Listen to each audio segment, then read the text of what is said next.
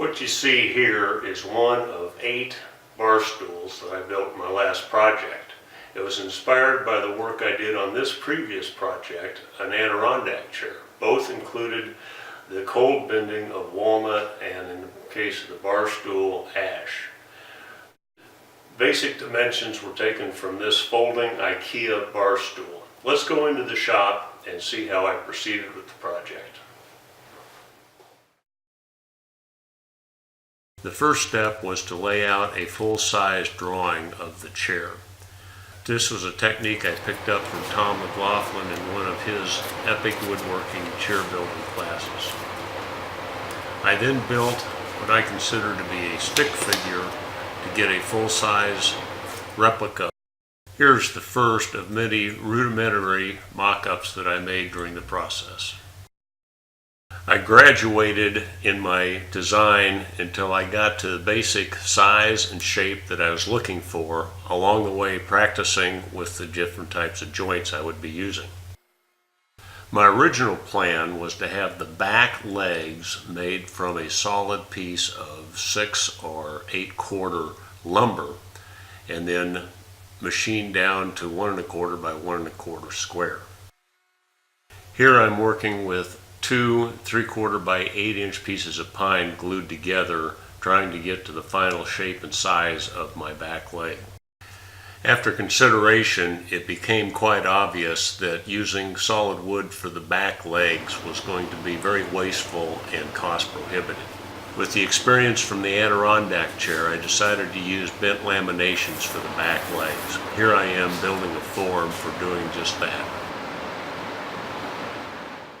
Here are the first of my 2 sample legs, as well as a picture of the first walnut laminates in the form.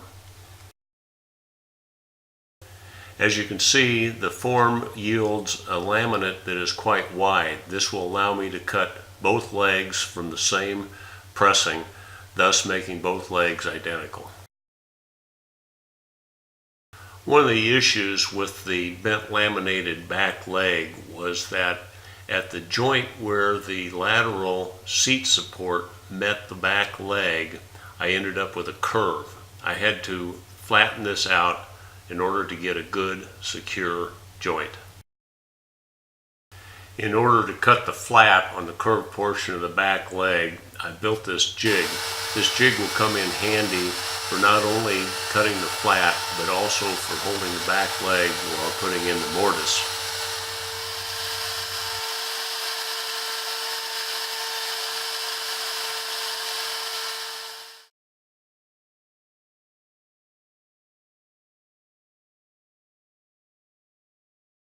I may be getting ahead of myself. First thing I need to do is mill up some lumber. Here I am working with some rough cut walnut to make the laminates. I also made 2 of the stools out of mahogany. Here's my rough material marked up for cutting.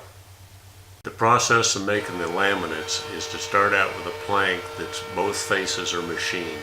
At the bandsaw, cut your laminate slightly greater than 1/8 of an inch thick, and then go back to the planer and remachine both faces of the plank, and then back to the bandsaw and cut again your 2 laminates off of each of the faces.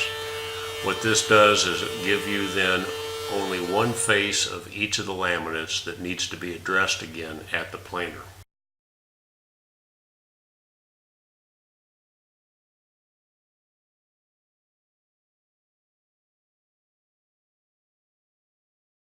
Glue up is pretty straightforward.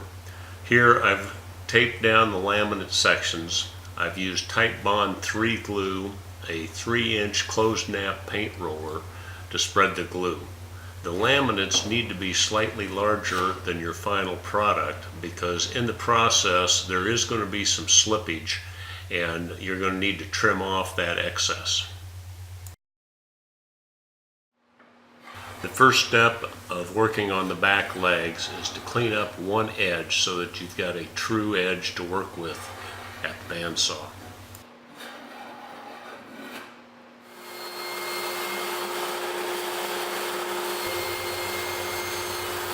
Here I am rough cutting the back legs to the of ultimate 1¼ inch dimension.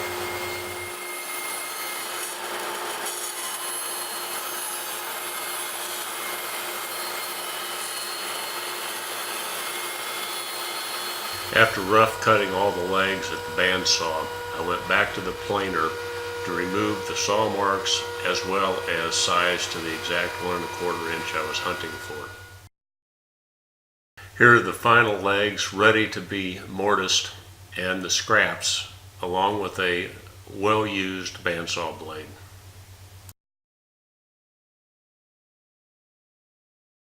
Here I am mortising that crucial joint in the back of the leg along that curved section. That's all, folks, for this segment. I appreciate you taking the time to watch.